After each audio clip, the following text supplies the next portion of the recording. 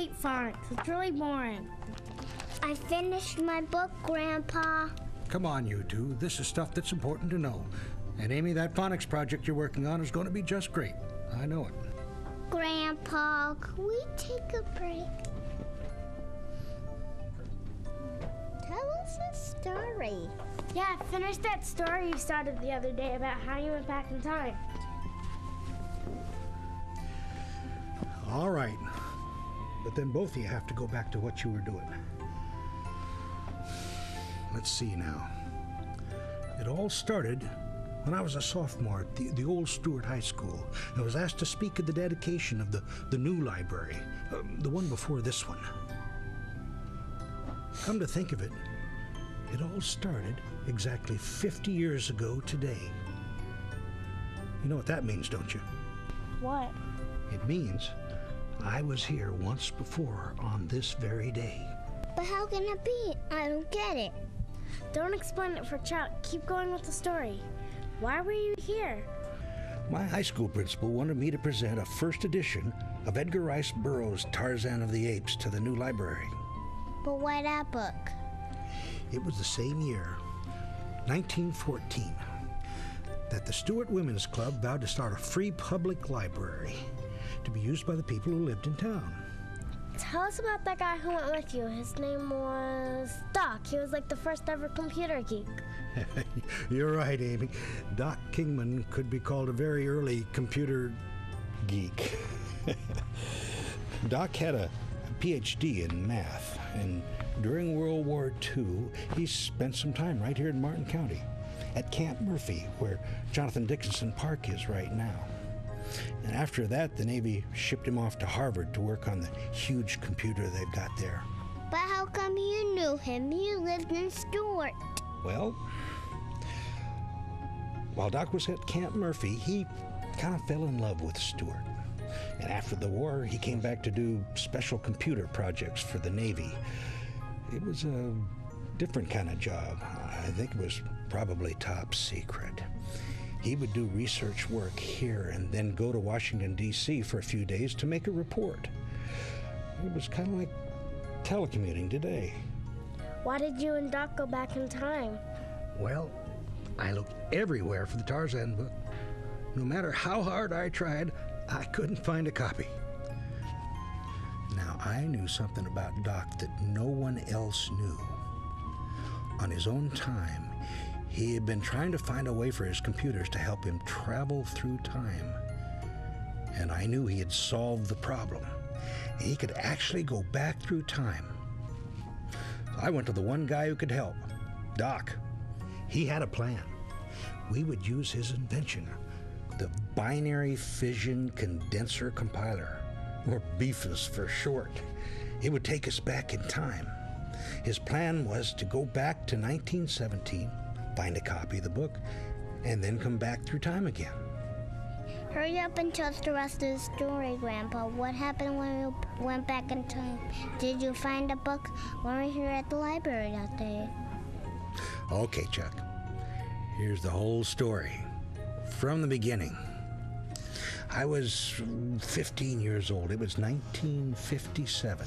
Doc and I agreed to meet at his garage at 8 o'clock in the morning on November 23rd, the day before the new library dedication was to take place. It was a warm morning for November. I got there about 10 minutes early.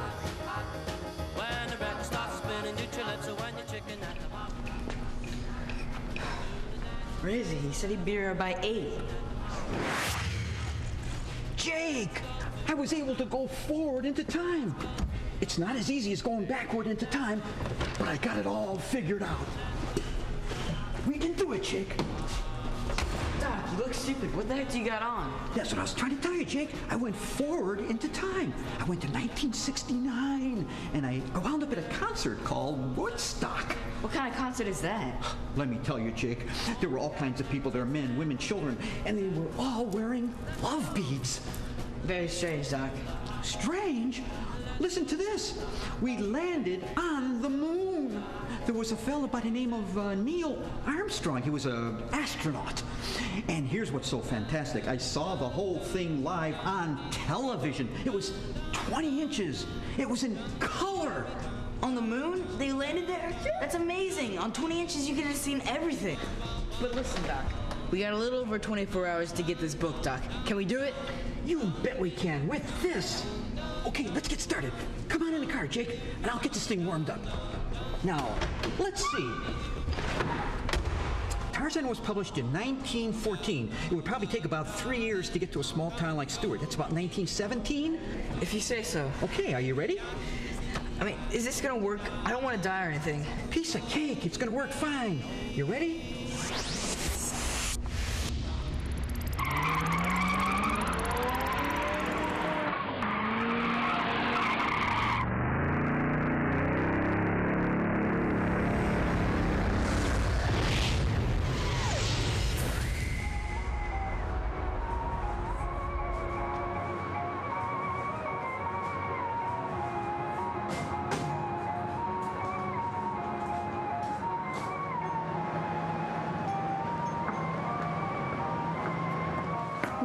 What is that?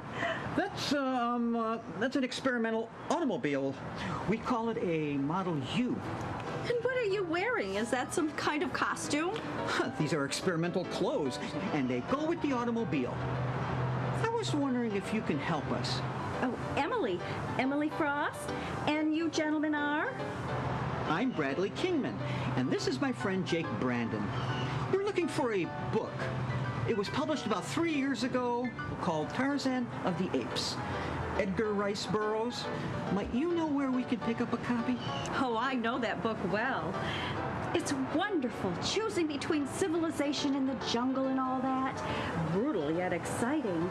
I think we might have a copy of it over at the library. Wait a minute. When did the library get started up? Oh, it's been around for a couple of years. It was founded in 1914 by the Women's Club. I am a member of the Women's Club. We keep all the books in the new building. Well, it's a new building to us.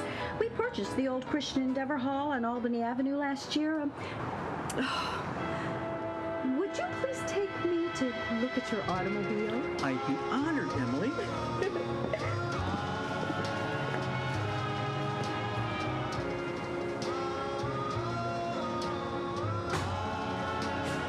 Emily, we really do need a copy of that book. Do you know where we can find it?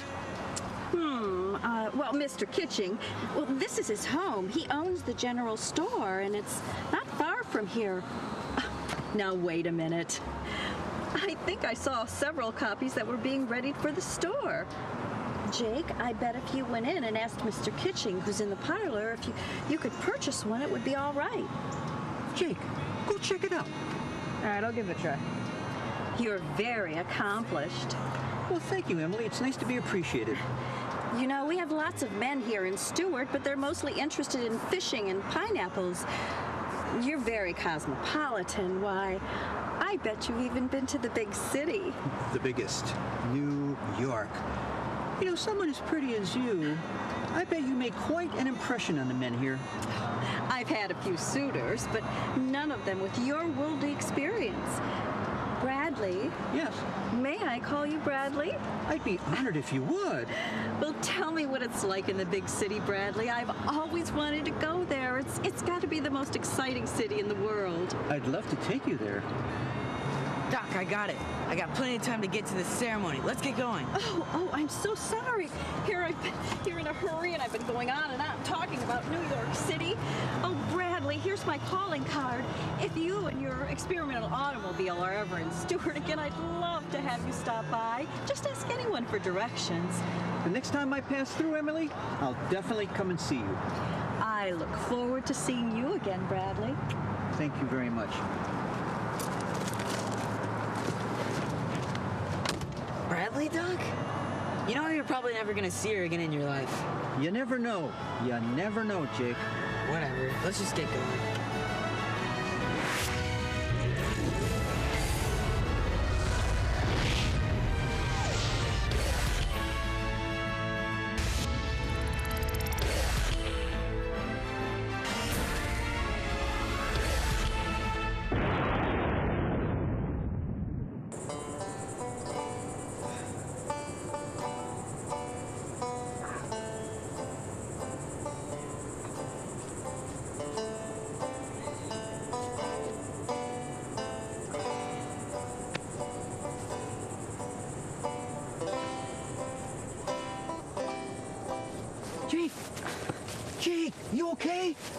Come on, I got you.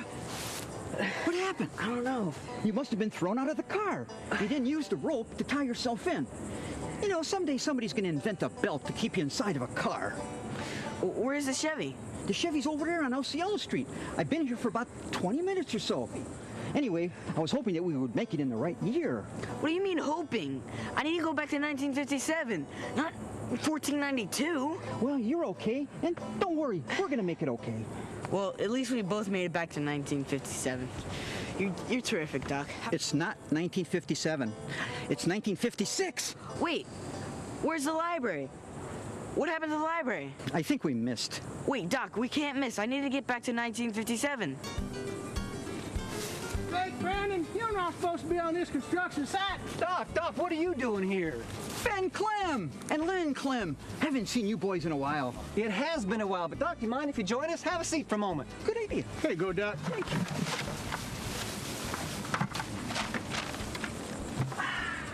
Well, Doc, you haven't seen us in a while because you keep your septic tank debris free. You're one of the few people around here who do. While Mrs. Norman over by the school, she insists on putting her coffee grinds down her drain. Now, that's just being plumb mean, your old septic system. Len, enough. No one wants to hear about Mrs. Norman and her septic system.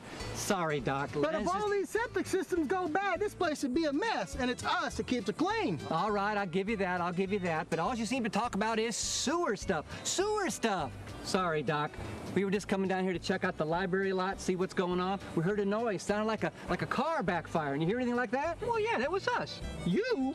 We didn't see anybody around, so we thought we would just stop over and look around. Well, there's not much to see. We haven't even started yet. Well, hey, hold on here. It's only been 2 months since the Library Association decided to take Mr. Kiplinger's offer. All this land off of 4th Street from Amerigo to Balboa, the whole kit and caboodle. I thought the city of Stewart was going to offer land Well, for the library. they were, but we didn't take the offer. Let me think. It was 4 lots, 99 years, $1 a year. Pretty good offer, but like I said, we thought Mr. Kiplinger's offer was the better deal. It allowed us to own the land, and that's what we were trying to do. Construction's going to take about, what? About 10 months. Okay. 10 months? Well, you know, I never did ask anybody from the Library Association who's going to pay for all this. Who's going to pay for it? Well, that's not all that complicated there, Doc. Well, you see here, the Library Association, they're a pretty good bunch. They've raised over $53,000 in cash. And when you count in the donation of materials, architectural design, and construction expertise, comes up to $100,000. Woo-hoo-wee! That's a lot of money for a little old town like Stewart. And it's the people of this county who are the heart and soul and money of this here library. I thought the county was going to take it over. Well, they are, once it's up and running, that is. As a matter of fact, the county commission put in $17,000 in their new budget for operating expenses for this new library. Now, that's a smart county commission supporting libraries. Jake, you look nervous. Something bothering you, son? Not really. I just gotta get home. Well, it was good to see you, Doc. Len? Ben? Good to see you, Doc. Yeah. Come on, Jake, we don't want to be late.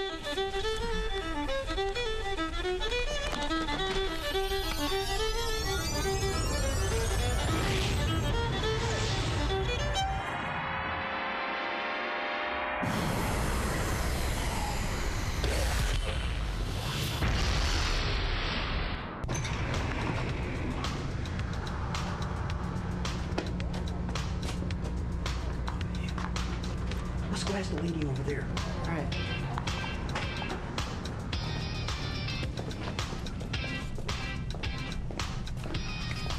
Excuse me, we're a little lost. Could you help us? How can I help?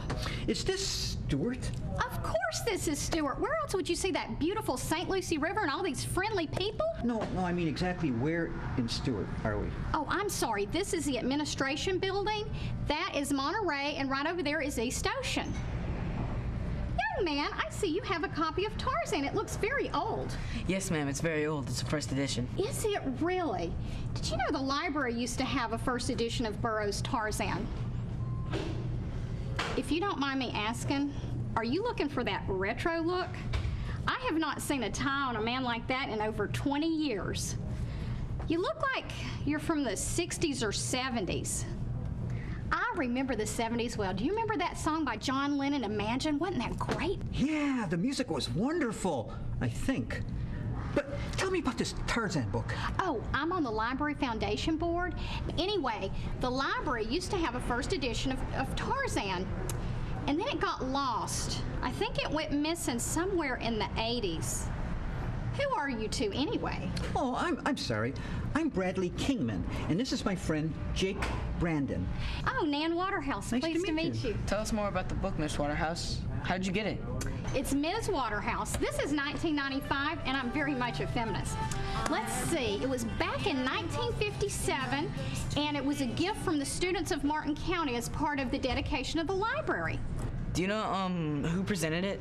Well, I didn't really exactly hear who presented it, but it was something about it being a part of the original dedication of the library.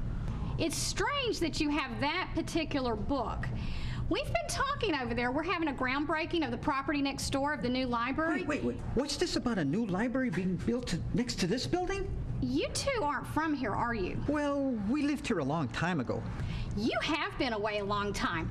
We, and by we I mean the Library Foundation, that's Nina Taylor, and she's in charge of it, and then Gretchen Hammerstein, who is the new library director. Anyway, we think the library is just too small, and we think that we need to come up with a program that would bring our library up to the standards of the Florida Library Association. And what that is we came up with this 0.6 plan. And what that means is you get 0.6 feet for every person in your community to be up to that standard. Well, how many square feet do you have now? With 6 branches, and that includes the law library. Law library? Now stop interrupting me. We have 42,000 square feet, and that is just not enough. Now we finally got it approved by the commission. Now we're going to more than double our space to 86,000 square feet. Wow, only a huge building could have that much space. No, young man, that's just one building, and that's a whopping 39,000 square feet. Now that building is going to be right next door, and it's named after Helen and Presley Blake. They were here in the 80s, and they did a whole lot for the library. In addition to that, we're going to have Hope Sound, Jensen Beach, and then one over there on Salerno Road. You mean each will have its own building? Yes, that's what all the controversy's about. You see, the county commission originally wanted to have one big branch on the property that they owned on Salerno Road. But the Library Board of Trustees was not happy with that decision because they wanted to have a branch-oriented system. So it took a lot of effort, but we did convince those commissions to reverse their decision just this past May. So now we're going to have a branch-oriented system. In addition to that, just this month we're going to break ground on a new library called the Cummings Library, which will be located in Palm City. This will be the first new library we've had since 1991. After all this, we're going to have the best library system in the whole United States. You bet your life on that. Thanks, Mrs. Waterhouse. Thanks for everything. We want to stay, but we have to go. Well, I have to tell you about the other programs. We got Jensen Beach, Hope Sound. I haven't told you about the branch. It's going to be 11,000 square feet. Thanks for everything, Mrs. Waterhouse. Hey, take care of that book. Bye. Bye.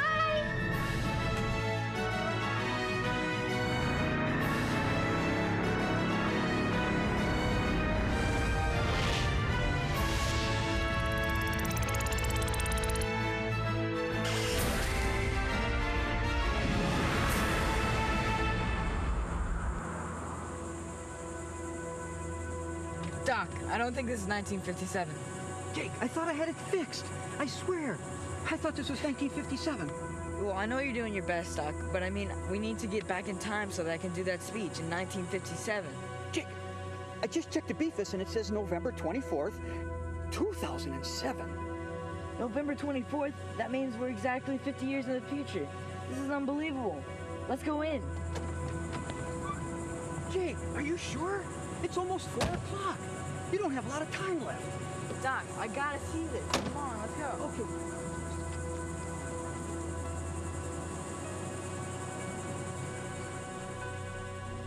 Wow, Doc, did you ever think that buildings would look like this? Wow, the John F. Armstrong Wing. That must be some kind of a theater or something. Look at all the books. Those must be the stacks. Let's go check it out.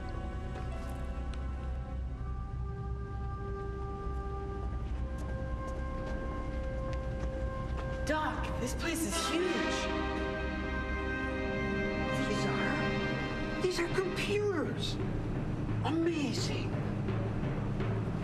And you could even print out. I wonder what this thing does.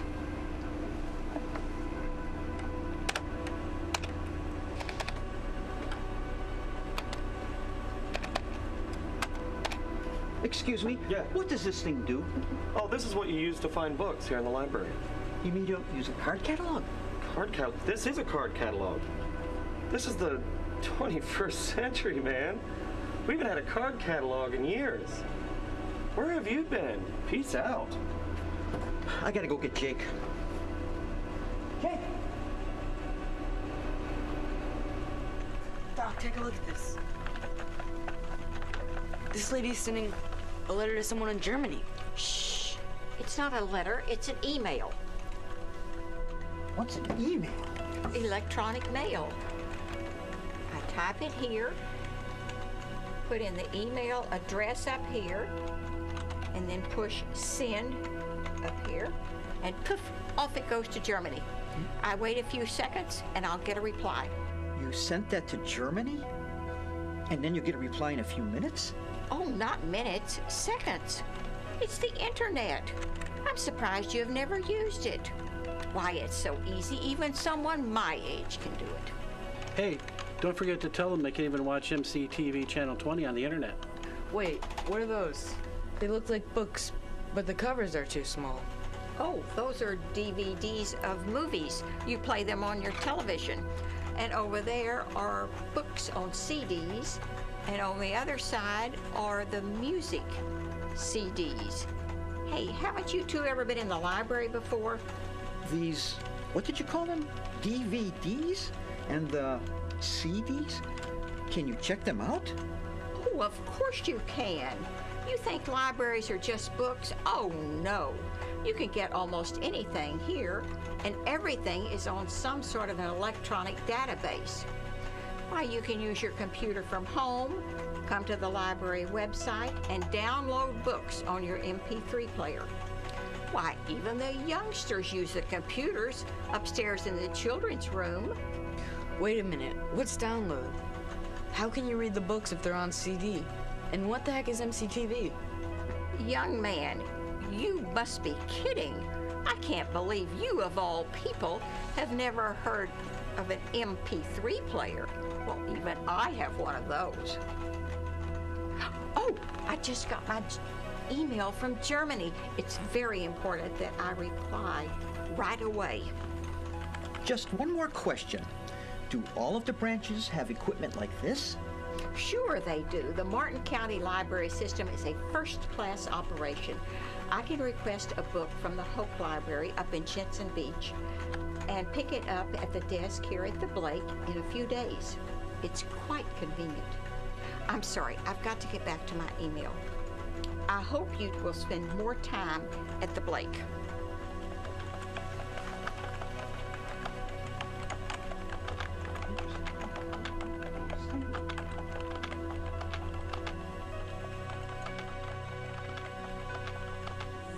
Okay, Jake, I got it fixed this time. I know for sure. 1957. Here we come. Ready? It's about time. Let's go!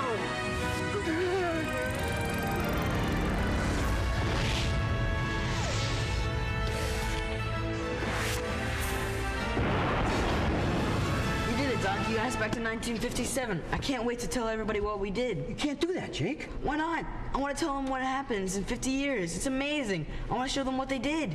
You can't do that. It's like what you said, Jake. It's about the people who will be at that ceremony, and the people who came before them, and the people who came after them. I guess you're right, Doc. I just wish that I could tell them because it's so fantastic and amazing. You'll be there tomorrow, right? Of course, Jake. I wouldn't miss it for anything in the world. What we had to go through to get that book, I might even just go to the library and check it out myself. Hey, Doc. Thanks. You got a friend in me. You got a friend in me. Grandpa, are you here? You know, when you were young. Oh, no, Amy. It's too early. We got here later in the afternoon. Are you sorry you didn't stay in the future, Grandpa? Oh, no, Chuck. Of course not. If I had stayed, I don't think things would have worked out very well. I wouldn't have had you and Amy. I wouldn't trade you two for anything. Yeah, but you went back in time and to the future. Why didn't you tell anyone what you knew about the future? Would have been a lot easier for them to do what they did. Well, I couldn't do that, Amy. It wouldn't be fair. And besides, I had a lot of faith in the people who lived here. I knew that they would make sure that the future happened exactly as I had seen it. Grandpa, what happened to Doc? Doc did pretty well. He kept working on his computers, and he was one of the first to develop the technology used in laptop computers. He and I kept in touch until about 4 years ago. What happened 4 years ago? Now, you can't tell anyone this. It was 2003. Doc had just turned 90, and it was the day the Hoke Library opened. He was there at the opening ceremony. I stopped to talk to him. He was so happy. He said, "See, Jake, it all came true." Then he told me he had restored the Chevy and updated the Beefus. He was going to go back to 1917 to look up Emily Frost. I haven't seen or heard from him since. Is he with Emily now? I hope so, Chuck. Now, you two understand what this story is really all about, right? You understand that pretty soon, just like all the people in the story, it will be up to you to make sure all this continues. I'd like to meet Doc. I want to take his time machine and see what it's like 50 years from now. You don't need Doc, Amy. You've got everything you need right here. You've got your own time machine. It's this place. It can take you to the past, or it can help you make your own future. That's why all these people Doc and I met work so hard. It's the library.